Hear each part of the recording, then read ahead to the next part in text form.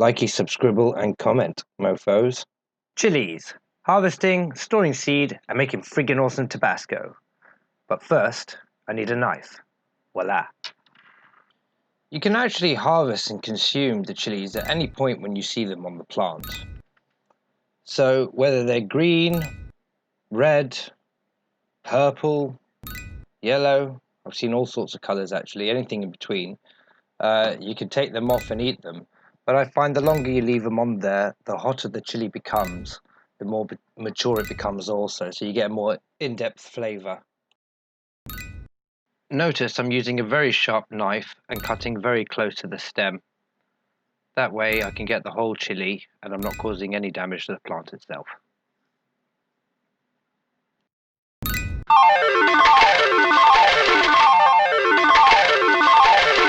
Hello.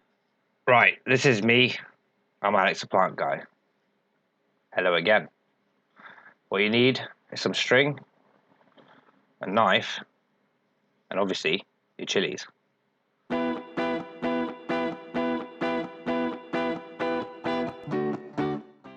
In general, I do prefer hang drying over table drying, just because it allows a better aeration overall, speeding up the drying process.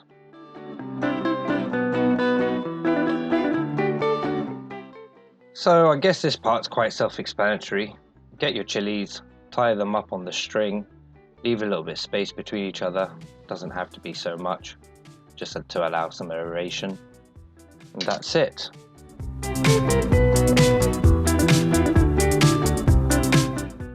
And there you have it, ready for drying.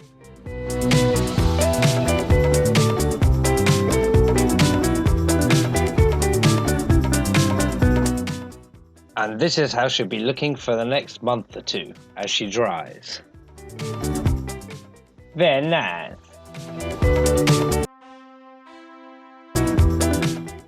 So these are pre-picked chilies so that I can show you different stages of the drying process. This one over here, it's got a shiny glossy look to it. It's newly picked. I just picked it off a tree.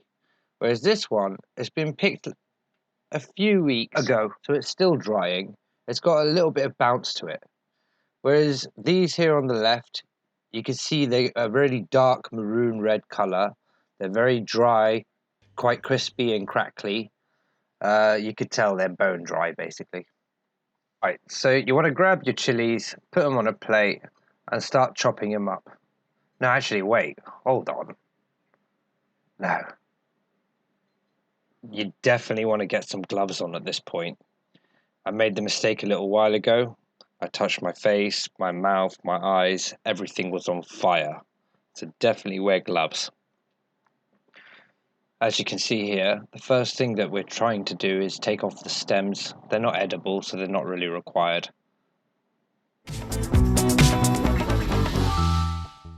Now, you want to take out the seeds because they're not required for making Tabasco. Although these chilies have come from my own plant experiments, so I will be actually keeping and storing the seeds and using them for next season. In this case, what you want to do is carefully open up the chili and take out the seeds as gently as you can. If you do this for 2 chili pods, you'd probably end up with about 100-200 seeds. It's best to use the most mature of the chili pods when you are collecting the seeds, because then that actually gives the seeds enough time to mature as well themselves, giving you a better success rate when it comes to germination in next season. I have been growing and collecting seeds from my chilies for 3 generations now. Each time I'm trying to crossbreed the shortest, most abundant plant with flowers and fruit. As I live in a city, these attributes of a chili plant appeal to me the most, and therefore that is what I'm trying to harness in the future generations of chili plants to come. I could go into more of that in future videos. For now, enjoy the music as I de-seed these chili pods.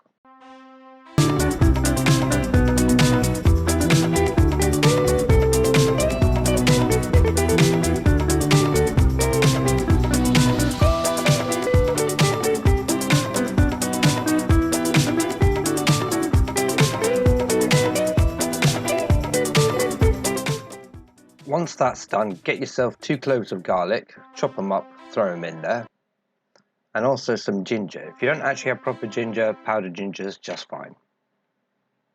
Next up, apple cider vinegar. As I'm only making 250 milliliters of Tabasco, I'm just going to eyeball it. But really, you want to measure it out so at least you get your ratios right. This is a 500ml bottle of apple cider vinegar. I need 250 mils. It's about half. Next up, some cayenne pepper. Give this concoction a quick blend. Add the salt you're supposed to add in the previous part, and then go back to blending. And there you have it, folks. La Magnifique. On to bottling up this friggin' awesome homemade Tabasco sauce. Don't be lazy like me. Get yourself a funnel. Do it properly. That way you get less spillages, less loss, and also less chili on your hands. So just don't be a plonker like me. The Tabasco is done and ready to use. No, wait. Now it's done. Much better.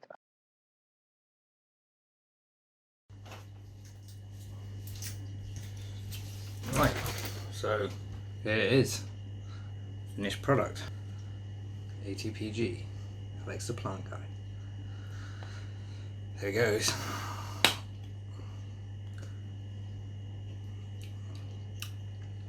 Oh, it's so good. So that's it, my people. Then when you're ready, you get those seeds that you stored and you start the germination process all over again.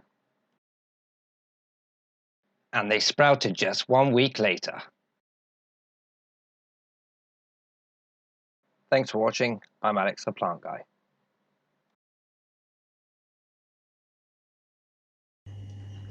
So good. Perfectly spicy. Oh. Right, so I guess you'll want to see how it was there.